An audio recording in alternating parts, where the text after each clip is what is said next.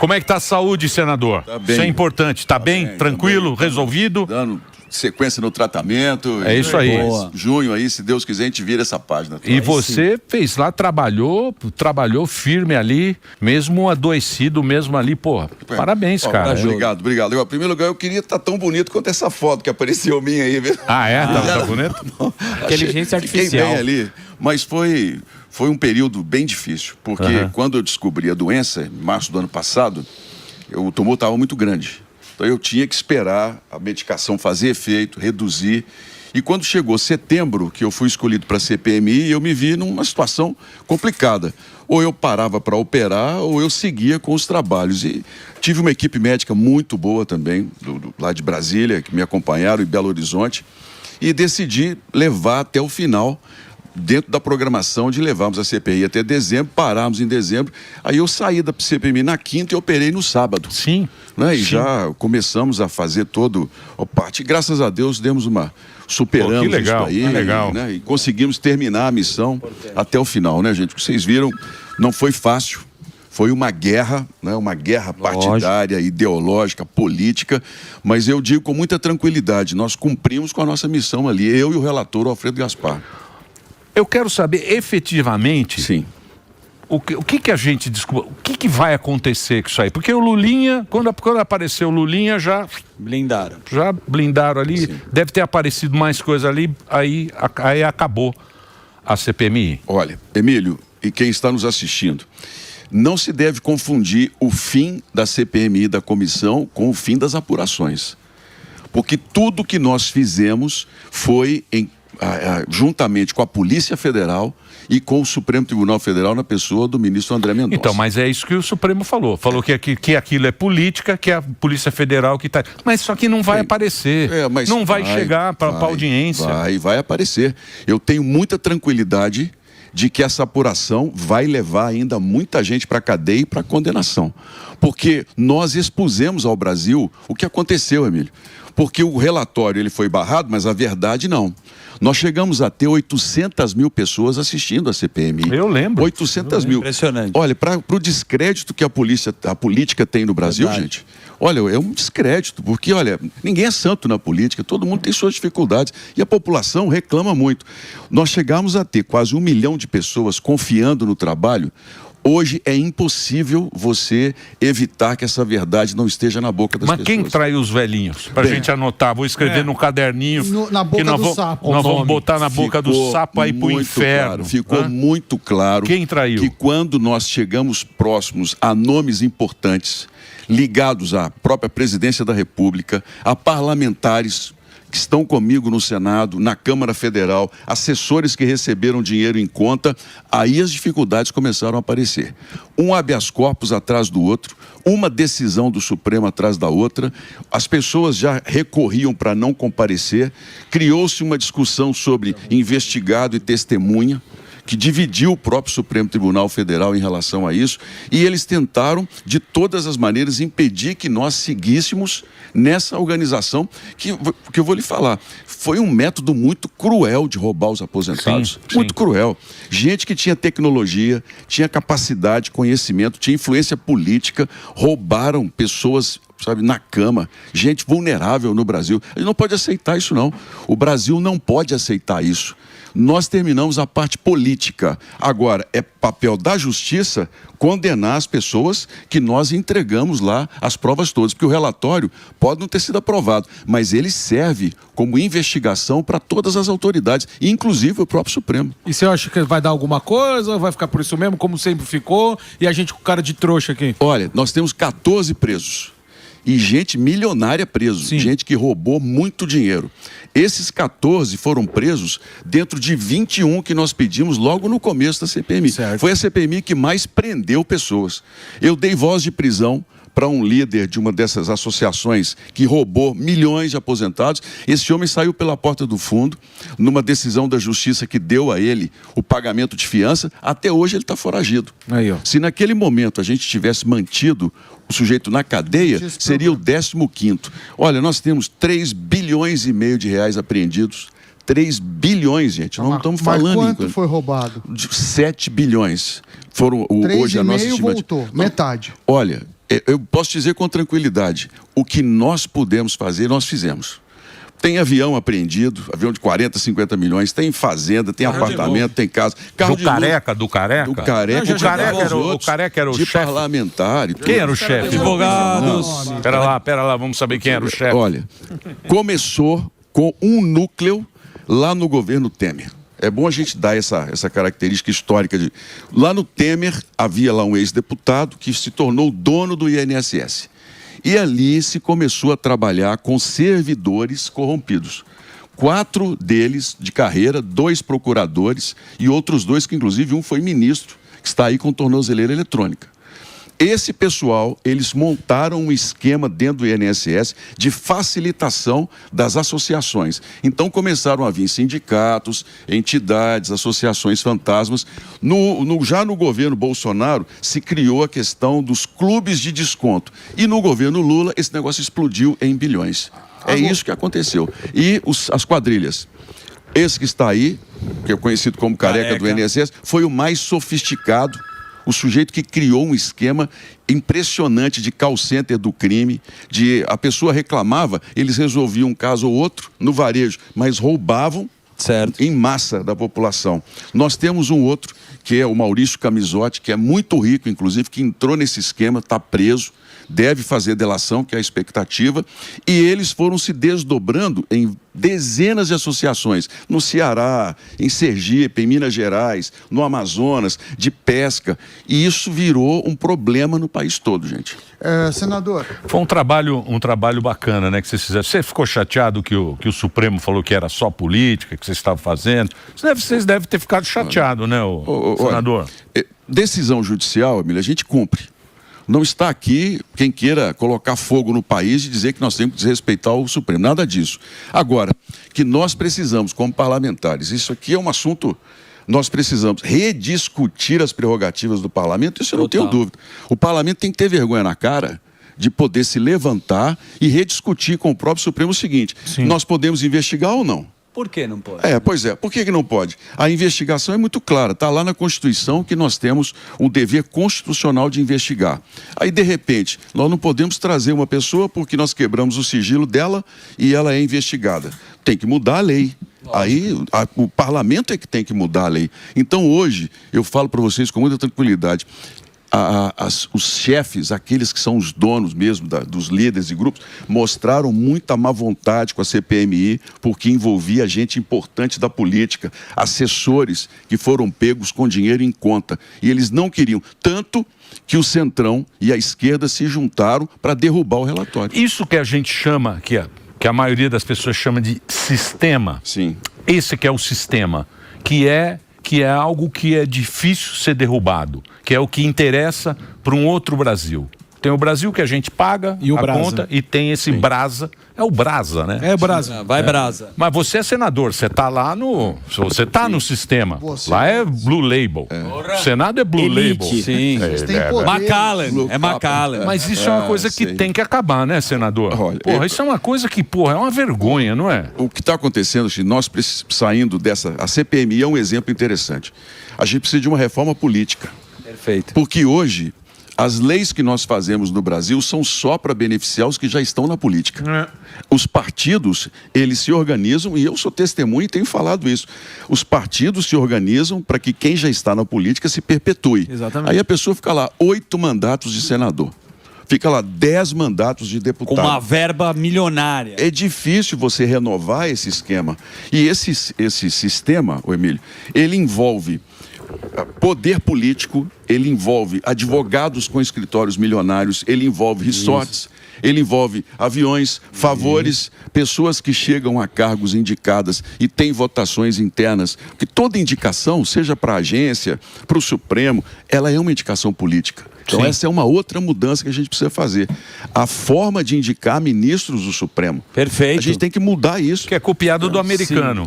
Mas, por exemplo, que nem agora o Alexandre de Moraes, que nem apareceu aí casas dele, dinheiro, que apareceu... Imóveis, 266% de... Você acha que ele vai explicar isso? Ou você acha que Olha, vai deixar, vai ficar...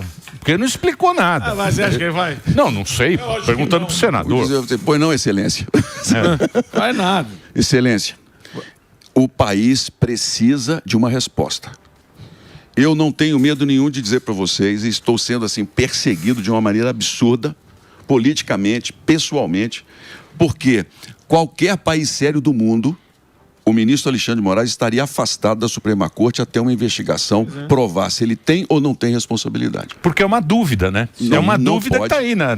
Coerente. Qual foi uma decisão dele logo depois do fim da CPMI?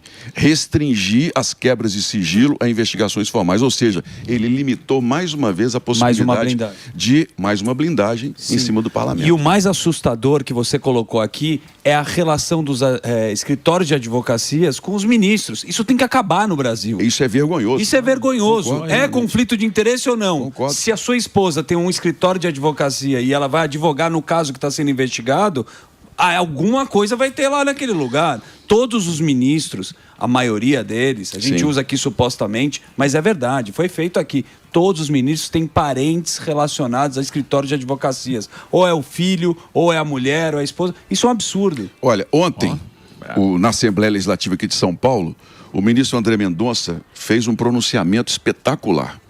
Nós precisamos de uma justiça que não trate os casos como amigos ou como inimigos. Nós precisamos de uma justiça que não tenha relações particulares que comprometam as decisões. Senador, mas isso você acredita?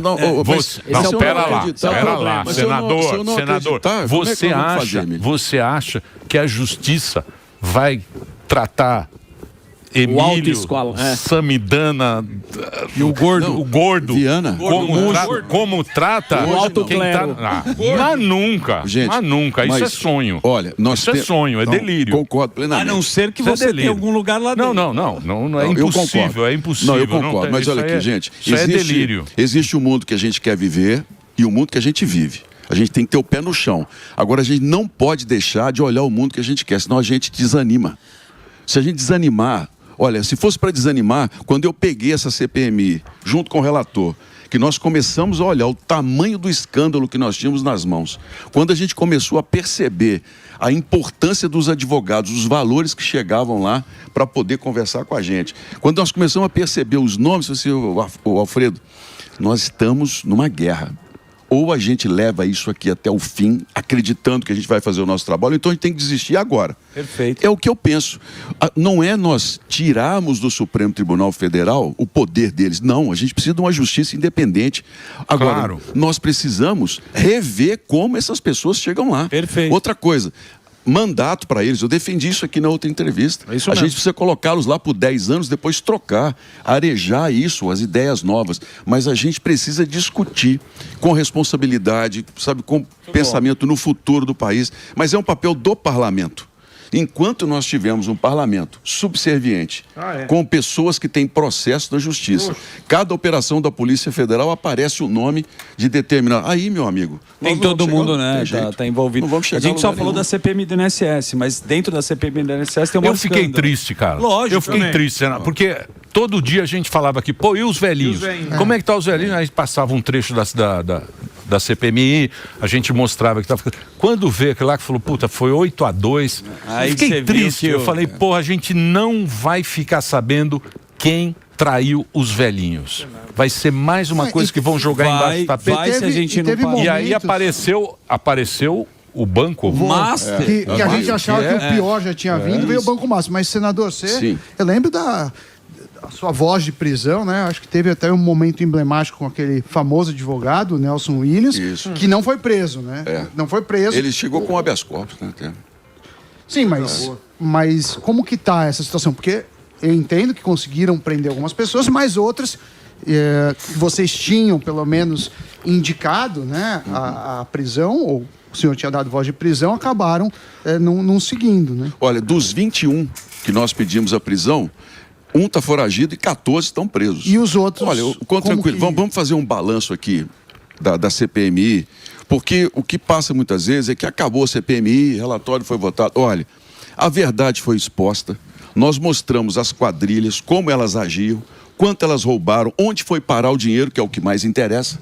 A gente tem que saber onde é que está o dinheiro de toda essa história. Parte desse dinheiro já foi apreendida. Então, hoje, o aposentado que nos assiste, em qualquer lugar do Brasil, sabe o que aconteceu no INSS.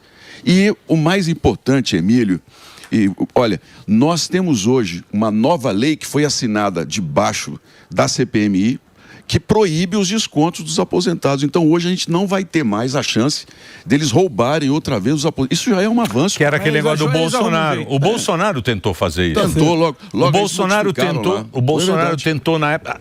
Lembra que a gente deu a notícia, o Bolsonaro queria fazer essa lei, aí fala, não, você quer mexer nos velhinhos, quer tirar a vantagem dos velhinhos. É isso aí. O pessoal do canhoteiro. Modificaram. Foi no debate político. Nos sindicatos. Os sindicatos é que entraram para poder fazer uma mudança e não perderem os descontos que eles tinham. Hoje acabou tudo.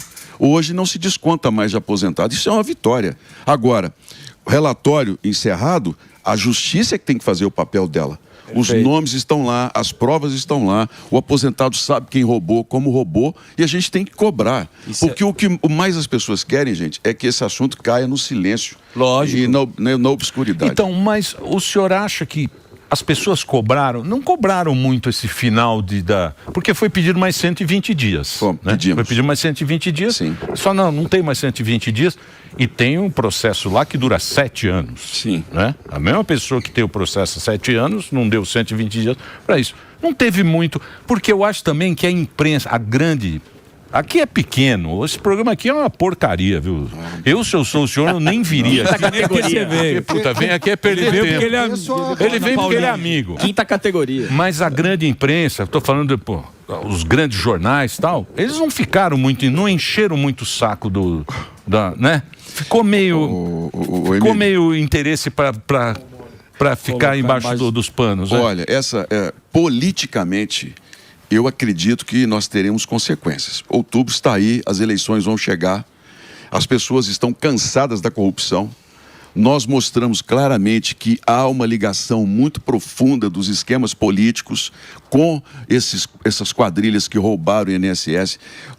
Eu acredito de coração que a gente vai ter uma renovação muito grande em outubro e a gente vai dar uma mudança de rumo. Nós vamos resolver o problema da corrupção? Não. A corrupção existe no mundo todo, até nos Estados Unidos. Só que cada povo trata isso de uma maneira mais séria e o outro não. Perfeito. A gente não pode admitir a corrupção. Falar, não, isso não dá. Senador, pega o Brasil. Na época do Collor, você também já é velhinho. Era a Fiat Elba. Já estamos depois Era uma Elba. E hoje? Não é? Era uma Elba. Hoje é bi. Né? Bilhão. Mas bi hoje. Hoje é bi. Dólar. É 140 milhões, 30 festas exorbitantes. É o cara fazer aquelas festas, festa de casamento. Na Itália, com Andrea Bocelli.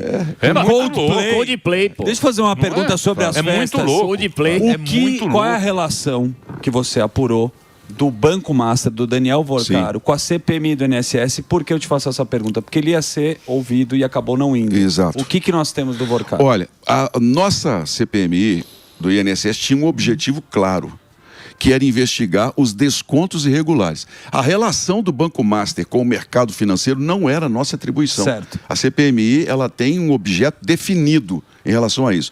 O Vorcaro, ele tinha aproximadamente 320 mil contratos do INSS, 240 mil sem nenhuma comprovação.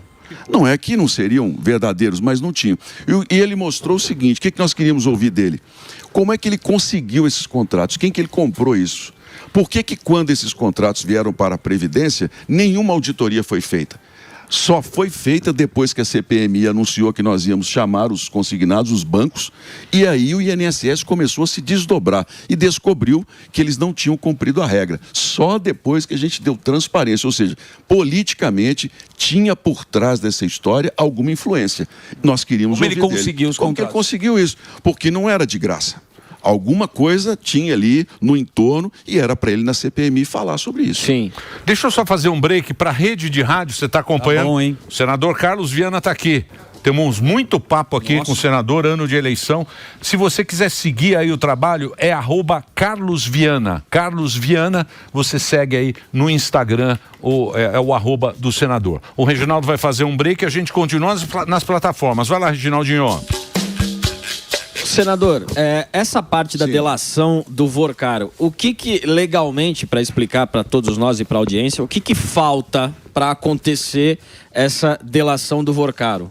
Olha, delação, para ela ser aceita, ela precisa trazer fatos novos. Quando a Polícia Federal chega até pedir a prisão de uma determinada pessoa, é porque geralmente a investigação já andou e há já uma série de indícios ou provas que levam, aí a polícia só confirma. E se ele quiser fazer uma delação, e eu conheço o ministro André Mendonça pessoalmente, vou falar para você do que ouvi, somente se ele de fato trouxer todas as informações. Aí a delação é aceita. O que está faltando é isso, é ele parar de querer fazer uma seleção. Olha, eu vou entregar essa parte aqui, mas essa parte eu vou proteger. Isso não vai colar. Tem que ser completa, porque a gente está num ano eleitoral e tem interesses políticos. É isso que acontece. É isso. E isso, Emílio, bate com o que você falou do Fiat Elba, do Collor. O problema não foi o carro na época, o problema foi o contexto político. O sistema político... foi uma eleição descasada, né? Exatamente. Ele não tinha mais força no... Tinha. E isso você tem que saber lidar na política. Se você não souber lidar na política com isso, você está fora. Então, mas o que as pessoas se apaixonaram pelos políticos. Virou esse negócio de virou paixão. Futebol. Então, mas... É torcida. Mas quer saber? Isso é até bom. Sim, porque divulga. Porque as pessoas ficam ligadas. Interesse, porque antigamente ninguém ligava para política, o horário político era o que ninguém assistia, e agora há um interesse das pessoas. Só que as pessoas, elas não entendem como é que funciona o partido e elas se apaixonam por um ou por outro, que é aquele líder, que é o bolsonarismo e o lulismo, né? Que é o PT e as direitas. E aí a gente está aprendendo como é que funciona o esquema. Só que o esquema da política, ele é danado, porque ele não pode ser o bonzinho. Ele é o que é possível, o que se dá para fazer e é até onde a gente vai. Né? E é muito de Maquiavel, né? É claro, é claro. É muito de Maquiavel. Olha, você na política é obrigado a conviver e há momentos que você tem que fazer concessão. Você não pode fazer concessões naquilo que você fere seus princípios. Agora, tem horas que você, infelizmente, tem que engolir e falar, não, eu tenho que... Porque o partido, ele vai tomar uma posição e não adianta. Eu, por exemplo, troquei várias vezes de partido. Isso é um erro que eu cometi por inexperiência. Hoje eu já descobri uma coisa, não adianta nada. São todos ruins iguais. Todos iguais. Você vai para todo lugar que você chegar, você vai ter que ter um processado, você vai ter que, infelizmente, uma hora dar um voto em desacordo, senão você não é aceito. A questão são os seus princípios em relação ao que você acredita ou não. E isso você tem que ter muito claro. Mas a convivência política exige muitas vezes que você se acomode. Na CPMI... aconteceu um problema. E aqui eu vou falar para vocês os bastidores dessa história. Tem muita gente preocupada? O meu gabinete passou a ser um desfile de ex-senadores, senadores, deputados. Eu nunca vi tanta gente para defender banco. Olha, é uma coisa impressionante, defender banco. Para que não pode chamar banco aqui, tem que chamar aqui a federação que representa. Não, mas se vier aqui não vai explicar para a gente por que o contrato tal não funcionou. Desde a Lava Jato, nenhum banco foi pego em esquema nenhum. O que não dá para garantir, mas é muito provável que tenha algum banco envolvido. Você acha que isso aí não ia ter banco? O INSS? Agora, a Paulinha acabou de me mandar aqui, nossa diretora, que o Tribunal Americano autorizou o rastreio de bens do Banco Master no exterior. Isso. Você não acha que esse é um caminho? Eu sou economista, eu sempre gosto de olhar o dinheiro, para onde foi o dinheiro. E isso normalmente você acaba descobrindo rotas e outros crimes. Você não acha que às vezes a gente fica muito em alguns fatos e deixa de rastrear o dinheiro? Até porque o Brasil tem colaboração com outros países e poderia fazer um projeto nesse sentido. A justiça americana, ela é muito mais severa nessa questão de crimes financeiros, porque dinheiro para eles é tudo, né? Exato. Eles sabem que pegar o dinheiro pega o cara. E o que acontece é assim, no nosso caso, o nosso rastreio foi em cima do dinheiro roubado dos aposentados.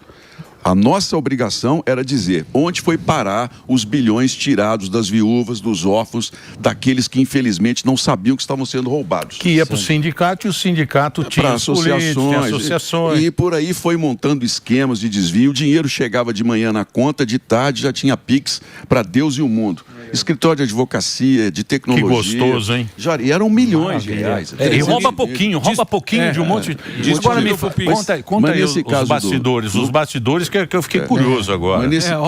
Só no caso do Master. Quando nós levantamos a questão dos bancos no INSS, as auditorias aconteceram. Então nós tivemos várias instituições financeiras que foram suspensas, porque não estavam respeitando as regras. Então a CPMI mostrou. Então, antes que chegasse na comissão, o próprio governo agiu para poder limpar a barra. Já defendemos os aposentados em relação a isso. Agora, nos bastidores, o grande problema era esse. Você recebia gente de partidos, presidente, ligações. Olha, não chama fulana, não chama ciclano, por favor, eu não Mas posso... falava o porquê ou dava um miguezinho? Dava só um migué. Ninguém veio direto e falou assim, dá uma segurada aí, não, irmão. Olha, fulano, podia fazer um favor, não chamar fulano, vai expor muito fulano. Eu não lamento. Desnecessário. Chegou a ponto de você, por exemplo, nessa questão de discussão de partidos, de chegarem para mim e falar assim, olha, ou você tira isso do relatório, ou você não vai ter partido para se candidatar. Caramba. Assim, olha, ameaça. É uma máfia. É uma máfia. E eu vim, assim, enfrentando tudo isso, já sabendo que lá no final nós teríamos que bater com gente muito poderosa. Tanto que o governo, por exemplo, tirou um ministro do cargo para ir votar contra o relatório no dia. Ou seja, o tanto que nós incomodamos. Mas, ô senador, dentro do seu exemplo mesmo, a máfia se protege. Como é que qual que é o agente que vai desafiar a máfia? Vai acontecer o seguinte, eu vou dizer para você, essa investigação vai até o fim. Eu tenho muita tranquilidade que o ministro vai levar a investigação até apresentar lá no grupo. Daí para frente, a coisa pode ser diferente. Lembre da Lava Jato. A Lava Jato se estruturou, né? O Brasil é diferente dos Estados Unidos. Estados Unidos é a chamada common law. Lá o juiz é que assume a investigação com o Ministério Público e a polícia. Aqui não. Aqui é uma pirâmide que você vai construindo no processo. Então, se chegar lá embaixo, você tirar uma parte da investigação, cai tudo. Foi o que aconteceu com a Lava Jato. A preocupação dos vazamentos que nós tínhamos do Vorcaro era exatamente invalidar as provas que pudessem levá-lo à condenação. Tanto que eu determinei que fosse para a sala cofre, depois de uma conversa muito séria com a Polícia Federal e com o próprio Supremo. Olha, se continuar vazando, nós vamos prejudicar a investigação futura e a condenação no caso do que for apurado. Aí coloquei na sala cofre, houve um protesto muito grande da própria imprensa, mas os bastidores eram esses. Quando eles viram que nós não tiraríamos e que o Alfredo teria liberdade de trabalhar do jeito que teve, o Alfredo fez um relatório, o Alfredo Gaspar fez um relatório espetacular. É um homem que tem 25 anos de combate ao crime organizado. Ele fez o relatório na liberdade da investigação, das provas, e nós, quando apresentamos, virou o que vocês viram lá no último dia, até nós sermos derrotados, infelizmente. Teve comemoração lá. Que coisa mais ridícula. Teve comemoração. Tem que lembrar os nomes. Teve comemoração Na nossa dos sambada, na velhinhos. nossa cara. Assustador, isso foi muito triste. É que eu não vou falar, não vou dar o nome aqui. Mas tinha que Eu falar. não sou devia dar. X9. Não, não é X9, não. Isso aí é Não, servente de utilidade pública. Não sou X9. Vai no Serviço Google de que você vê utilidade não. pública. Não, Quais tem que políticos fazer a fizeram... O tribunal lá de Carapicuíba não aceita Não o X9. aceita o X9. Não, Lá no- X9 não. lá na Quem nossa área, lá mas você que vai votar agora, vai ter eleição agora. Joga no Google. Corre lá atrás e vê quem traiu os velhinhos. Tem como você encontrar na internet aí. Pergunta pra Não é, ele. senador? E foi muito claro o voto contrário, blindagem nas quebras de requerimentos, blindagem, o sigilo bancário, nos relatórios do COAF, blindagem na convocação das pessoas. Não convocar a pessoa, blindagem absoluta de todo. Foi só chegar perto dos nomes, infelizmente a resistência começou a acontecer e nós conseguimos levar essa investigação de uma forma assim muito firme, mesmo diante de toda essa tempestade. Uma coisa que é bom dizer, o debate político é parte do parlamento, isso aí não tem jeito, né? Nós estamos num ano em que cada lado vai defender seu... Mas a investigação, qual era a minha linha junto com o relator? Nós temos que levar essa investigação até o final. Muito bom. Nós não podemos decepcionar o país. Deixa o povo falar o que quiser. Então ficava um lado fazendo, foi o governo tal. O outro lado foi o governo tal. Mas a nossa firmeza era de chegarmos até... Chegar à verdade, né? Um trabalho Chegar à muito verdade. sério. E conseguimos expor a verdade. A Paulinha mandou aqui que ela entende muito desse assunto. Na verdade, ela mandou agora e saiu hoje, né, Paulinha? Saiu agora que o TCU está investigando emendas de 6 milhões do relator da CPMI do INSS, que é o Alfredo Gaspar. Você acha que isso é uma espécie de retaliação? Você estava acompanhando isso? Porque a gente sabe que, às vezes, o sistema também pode oprimir com investigações, né? Olha, a denúncia contra o relator de estupro foi uma das coisas mais covardes e, me perdoe, mais canalhas que eu já vi em toda a minha vida. As pessoas vão até a Polícia Federal, apresentam uma denúncia, depois dão entrevista em cima do que elas falaram. Isso não pode ficar impune.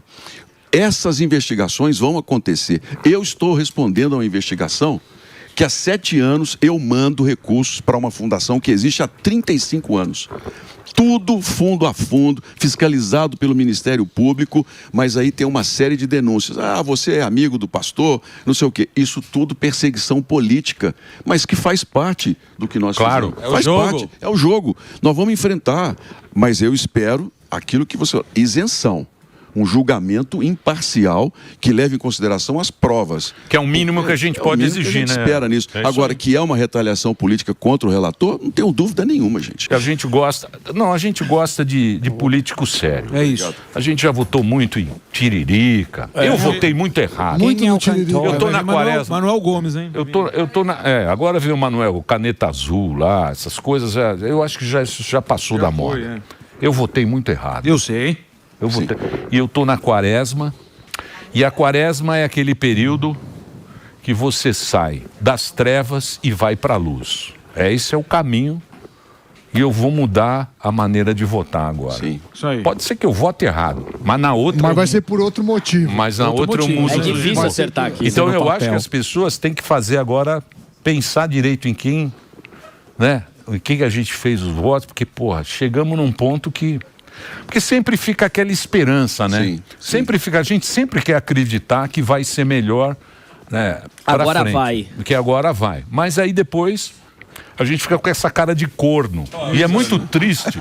Tem cara de corno. Homem que tem cara de corno. E não dá pra a mudar. audiência fala: Ó, o corno. nossa, Emílio, Como você você- tava com uma cara de corno. Eu falo: é verdade. Você entendeu, Não dá pra negar. senador? Entendi. Não dá pra negar a cara do Gol contra. de quem tomou um gol contra. Olha, o que eu digo para vocês é o seguinte, não sei, eu estou com 63 anos, eu já vivi muita coisa. Né? Metade da idade do Emílio. Quase, fui militar na época da ditadura, né? Fiz o serviço militar, então eu conheço o Brasil de diversas maneiras. Né? Um país que fechava posto de gasolina sexta-feira para abrir segunda, uma moeda a cada 2 anos, uma Inflação. moeda nova, inflação. Então, hoje nós temos uma certa estabilidade, mas o que falta é nós entendermos que quem está lá no parlamento, como eu estou, não pagou ingresso. Essa pessoa foi eleita. E isso a população tem que começar a prestar atenção. É um trabalho simples no final, no outubro. Pensar no que deu fruto. É o que o próprio Jesus ensina. A árvore boa você conhece pelo fruto que ela dá. Sim. Não deu fruto nenhum. Agora, o esquema político que existe no Brasil, eu volto a dizer, nós precisamos de uma reforma política que permita que o sistema fique arejado. Não adianta nada você... Não sou contra puxadores de voto. Tenho nada contra, senão dá... Mas você pega um puxador de voto que elege 10 com ele.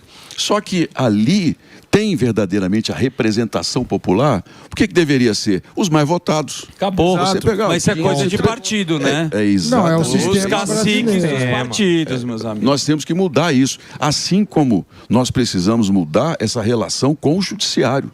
O Brasil precisa voltar a confiar no Supremo Tribunal Federal. Nós precisamos de uma Suprema Corte em que as pessoas possam dizer assim de novo, olha, essa Suprema Corte aí eu confio. Nós já tivemos assim. Então, mas... E não faz muito tempo. Não faz muito tempo. Não faz muito tempo que a gente respeitava o judiciário de uma maneira, mas com esses escândalos, um atrás do outro acontecendo agora e acontecendo em altíssima, né? Uma escala, né? Acontecendo Então é uma coisa que, pô, Mas aqui- se a gente não acreditar na justiça, senador, que vamos Vai ficar acreditar em difícil. quê, né? Olha, eu vou te dar um diagnóstico rápido, porque esse é um assunto para se discutir muito. A Constituição de 88, ela olhou para 64, na época do regime militar, e criou um Supremo Tribunal Federal acima de tudo e de todos. E existe um princípio chamado de freios e contrapesos, ou seja, cada poder se respeita. O problema é que isso acabou. Né? Desgastou essa borracha. Hoje o Supremo assumiu. E diante dos casos que nós temos, que hoje, das suspeitas de se usar a toga em favor particular, em estar fazendo contrato, recebendo por escritório de mulher, nós não temos um mecanismo que controle isso. Isso tem que ser repensado, seja por um código de ética do Supremo, seja por uma discussão do próprio parlamento. A gente precisa dar ao país, é uma experiência que nós estamos vivendo, nova, que precisa ser trazida para o debate com responsabilidade. Mas tem um outro fator também aí. Diga. Que é a imprensa. Perfeito. A imprensa, a partir do momento que ela começou a jogar politicamente, ferrou. Porque o papel da imprensa, se for pegar nessa história que a gente está falando aqui, foi 2 matérias. É isso aí. Uma da G1 e a outra da Metrópolis Isso. e do Estadão. Três matérias. Três matérias. Porque mostraram. começou aquela história de você não poder criticar que você estava atacando as instituições. É isso. E aí É isso. atacava A democracia. Aí, naturalmente, também atacaria a democracia. Então você não podia falar absolutamente nada. Então você ainda não pode. Exato. Porque o inquérito continua aberto. Essa história começou lá no 8 de janeiro. E aqui eu não vou entrar começou lá no 8 de janeiro. Quando eu cheguei em Brasília, tinha um lugar lá, um local da Polícia Federal lotado de grávida, de idoso, de criança, que foram detidos num suposto golpe de Estado com pessoas que estavam em todo lugar, ônibus que estavam em viagem. Quando nós começamos a falar sobre isso, a imprensa toda se levantou, em boa parte, contra a gente. Eram os golpistas.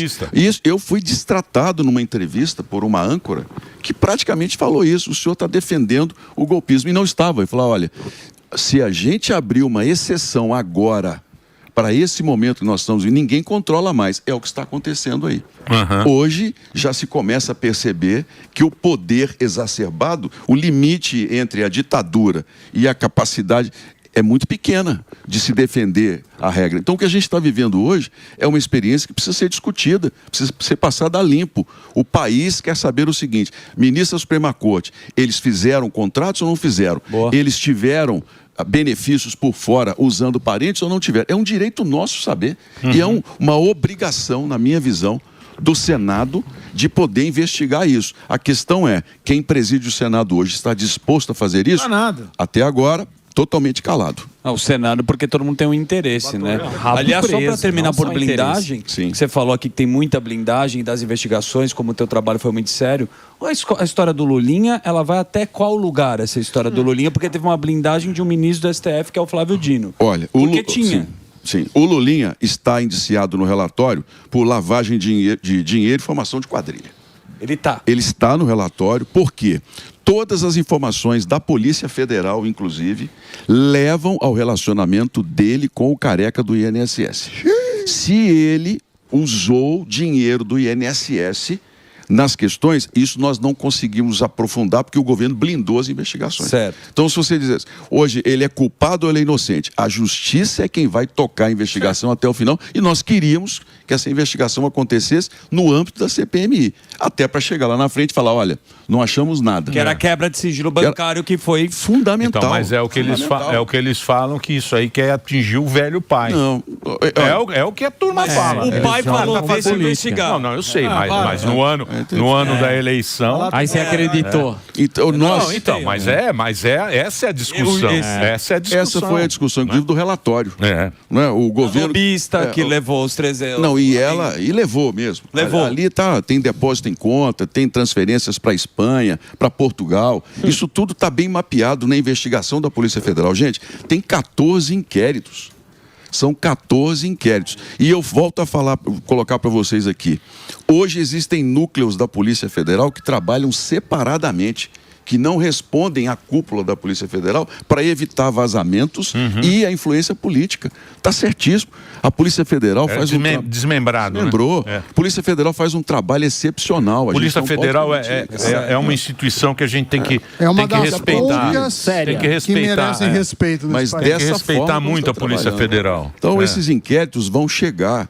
Eu tenho com muita tranquilidade que a gente vai ter isso exposto numa investigação muito firme com relação à ligação do filho do presidente. Porque a relação dele com o Careca, com a Roberta Lux e com as publicitárias do PT está muito claro dentro de todas as provas que nós conseguimos desde o início e dos depoimentos. Sim. Nós temos testemunhas que foram claras em dizer sobre a mesada de 300 mil, testemunha que nós não conseguimos levar na CPMI, porque também o requerimento foi blindado. É Ô, interminável, senador, né? você está animado para a eleição agora? Vamos trabalhar. Pôr a camisa do Vai Brasa? Vamos trabalhar.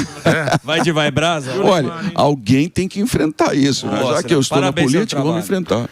Bom, eu fiquei feliz que o senhor está bem de saúde. Obrigado, Emílio. Boa Obrigado. sorte, Tá boa voando. sorte lá em Brasília. A gente gosta do seu trabalho, a gente gosta dos políticos. O programa é meio bagunçado, meio bosta, mas a gente gosta do político sério. Quando a gente vê um político sério, Obrigado. a gente fica um pouco mais animado. Gente, não vamos desistir do Brasil. Nós não podemos desistir. Os aposentados que confiaram na CPMI, nós demos cara, demos voz. Boa. E hoje eles foram representados e bem representados. É possível repetir esse trabalho em outras áreas, ainda que as consequências sejam grandes. Investigação sobre emendas. Eu já estou pronto para tudo, até para a polícia na minha porta, intimidação de família. Estou pronto, mas a gente não pode desistir do país, porque se isso tomar conta, se virar, generalizar esse sentimento, nós não vamos sair do lugar que nós estamos. Boa. Muito obrigado. Estamos já comprou Obrigado, passagem pra senador. amanhã. Fala Ó, isso pro Dani. Vou passar aqui para você o Instagram do senador, para você seguir e acompanhar o trabalho. O senador é um cara bacana. Tá aí, ó, @Carlos Viana. Viana com N só. Um simples Viana, ó. @Carlos Viana no Instagram. Tá aí o canal. Tem um selinho azul para você não errar. Obrigado, senador. Vai lá, Reginaldinho. Faz o break. Vamos lá.